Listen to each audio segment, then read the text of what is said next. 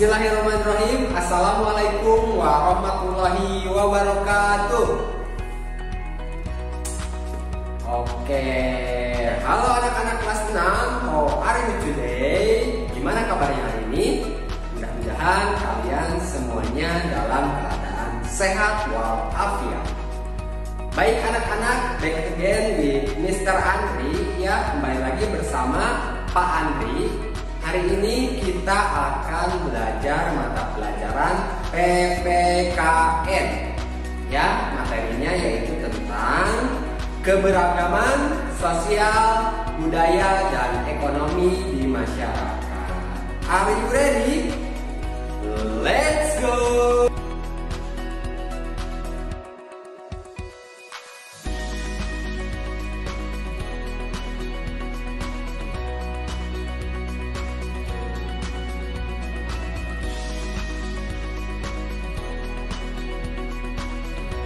Oke, baik anak-anak, sekarang kita masuk ke materi bab 3 ya, yaitu keberagaman sosial, budaya, dan ekonomi masyarakat.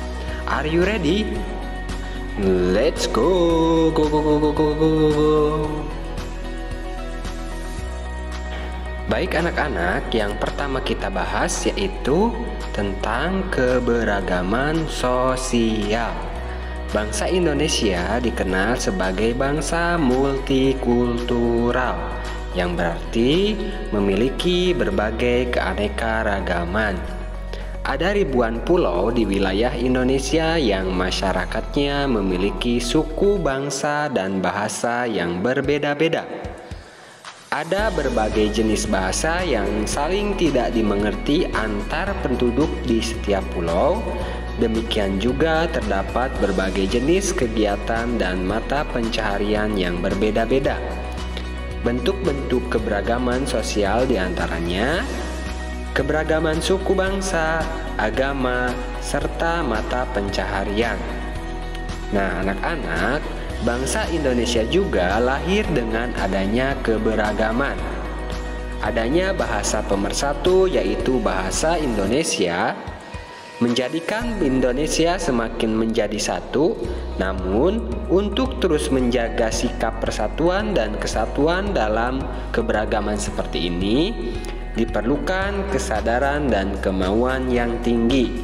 Dengan itu, segala perbedaan dapat disatukan dalam bingkai Bhinneka Tunggal Ika, yang artinya berbeda-beda tetapi tetap satu. Begitu anak-anak.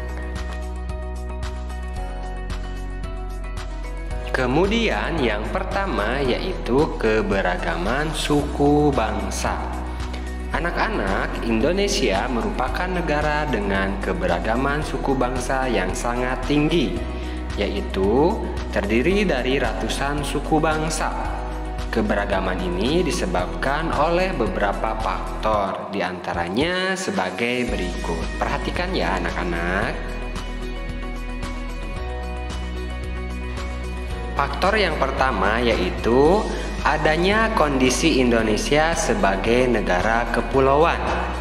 Nah, Indonesia merupakan negara kepulauan yang terdiri atas sekitar 13.487 pulau, baik pulau besar maupun pulau kecil. Setiap pulau dipisahkan oleh lautan atau selat, sehingga setiap pulau membentuk suku bangsa, cara hidup, serta karakter masyarakat yang berbeda-beda. Contohnya yaitu ada suku Bugis di Sulawesi Selatan yang identik dengan kebiasaan melaut. Kenapa melaut? Karena mereka tinggal dekat dengan laut. Tradisi melaut juga membuat masyarakat Bugis menjadi masyarakat perantau. Kenapa? Karena melaut membuat mereka sering mengunjungi tempat-tempat baru. Nah, anak-anak, suku ini juga memiliki kapal yang merupakan kebanggaan suku Bugis tersebut, yaitu kapal pinisi ya. Biasanya ini digunakan untuk melayari lautan. ya. Baik anak-anak, faktor selanjutnya yaitu kondisi iklim dan keadaan alam yang berbeda-beda. Nah, kondisi iklim dan keadaan alam juga dapat membentuk suku bangsa yang berbeda-beda. Cara hidup dan karakter setiap suku bangsa berbeda-beda. Contohnya, yaitu masyarakat suku Tengger di sekitar Bromo memiliki kebiasaan menggunakan pakaian tebal. Hal ini dikarenakan keadaan alam dan iklim yang dingin di daerah tersebut ya.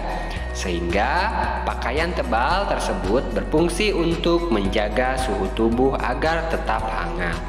Nah, sebaliknya, masyarakat suku Mentawai di Kepulauan Mentawai memiliki kebiasaan menggunakan pakaian yang mudah menyerap keringat. Hal ini dikarenakan keadaan alam dan iklim yang cukup panas. Kebayang ya kalau misalkan di wilayah yang panas kita menggunakan jaket yang tebal. Wow, itu mah kebayang. Nah, kemudian di Papua masyarakat pedalamannya tinggal di rumah honai yang terbuat dari kayu dan beratap jerami tanpa diberi jendela. Tujuannya agar orang yang tinggal di dalamnya merasa hangat. Nah, faktor yang ketiga yaitu adanya pengaruh kebudayaan asing. Nah, negara Indonesia pernah menjadi tujuan penjelajahan pelaut-pelaut asing. Masuknya para pelaut asing tersebut membawa kebudayaan asing yang berkulturasi dengan kebudayaan asli Indonesia. Misalnya contohnya di Aceh, pelaut asing yang kebanyakan berasal dari Arab ya. Di Aceh ini banyak pelaut asing yang kebanyakan berasal dari Arab. Kemudian ada dari Persia dan India. Banyak tinggal dan menikah dengan penduduk setempat sehingga ciri-ciri fisik masyarakat suku Aceh mirip dengan orang-orang dari Arab dan India. Nah, kemudian anak-anak, ada hal-hal yang dapat memicu terjadinya konflik antar suku bangsa ya, kalau kita tidak menghargai atau menghormati keberagaman atau budaya lain, yaitu antara lain sebagai berikut. Yang pertama, kurangnya sikap menghargai perbedaan sehingga yang berbeda dianggap sebagai musuh. Itu ya contohnya. Nah, kemudian yang dapat memicu terjadinya konflik juga adanya kurangnya kesadaran akan arti pentingnya persatuan sehingga banyak terjadi perselisihan antar warga yang berbeda suku. Kemudian yang ketiga, adanya anggapan bahwa suku bangsa sendiri lebih baik sehingga merendahkan suku bangsa yang lain. Kemudian yang keempat, adanya sikap eksklusivitas atau kekhususan ya terhadap suku bangsa tertentu sehingga tidak mau berbaur dengan suku bangsa yang lain. Nah, itu adalah beberapa faktor yang dapat memicu terjadinya konflik. Jadi dengan adanya keberagaman, alangkah baiknya kita harus mempunyai sikap saling menghormati, saling menghargai, dan saling mencintai antar suku bangsa. Nah, kemudian anak-anak, berikut adalah contoh pandangan dan tindakan yang baik untuk kita lakukan atau kita laksanakan di tengah keberagaman suku bangsa. Yang pertama yaitu kita harus selalu berkomunikasi dengan bahasa pemersatu, yaitu bahasa Indonesia saat berada di lingkungan yang terdiri atas beragam suku bangsa. Kemudian yang kedua, berpandangan bahwa suku bangsa di Indonesia berbeda-beda sehingga kita harus saling menghargai. Kemudian yang ketiga, jika kita sebagai pendatang, hendaklah kita beradaptasi dengan lingkungan baru kita. Kemudian yang keempat, selalu beranggapan bahwa perbedaan suku merupakan kekayaan bangsa yang tidak dimiliki bangsa lain.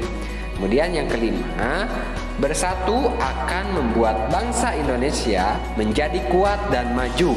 Sebaliknya, perselisihan hanya akan menimbulkan kehancuran dan sehingga bangsa kita semakin lemah dan mudah disusupi atau dimasuki oleh bangsa-bangsa lain untuk kepentingan bangsa lain yang dapat melemahkan atau menurunkan atau menghancurkan bangsa Indonesia. Alhamdulillahirrabbilalamin, pembelajaran hari ini sudah selesai. Mudah-mudahan kalian paham dengan materinya. Apabila ada yang mau ditanyakan, boleh langsung japri ke WA Bapak. Ya, jangan lupa like, follow, and subscribe ya, karena gratis.